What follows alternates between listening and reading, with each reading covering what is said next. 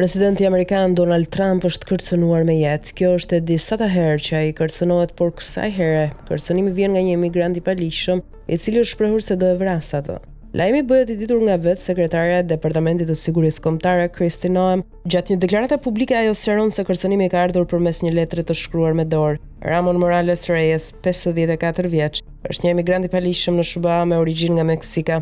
Në letër ai zotohet se do të largohet vetë nga SBA, por jo pa vrarë fillimisht Donald Trump. Ne jemi të lodhur nga ky president që ngatrohet me ne meksikanët. Ne kemi bërë më shumë për këtë shtet se sa ju, njerëz të bardhë. Ju keni depërtuar familjen time dhe mendoj se është koha që Donald Trump të marrë atë që i takon. Unë do të depërtohem vetë në Meksik, por jo pa e përdorur armën për të qelluar presidentin tuaj të çmuar në kokë, thuhet në letrën që ai ka shkruar. Kjo nuk është hera e parë që presidenti i Shteteve të Bashkuara të Amerikës Donald Trump kërcënohet, madje ai ka mbetur i plagosur nga një atentat fatmirësisht i dështuar edhe gjatë fushatës presidenciale për zgjedhjet në Shtetet e Bashkuara të Amerikës.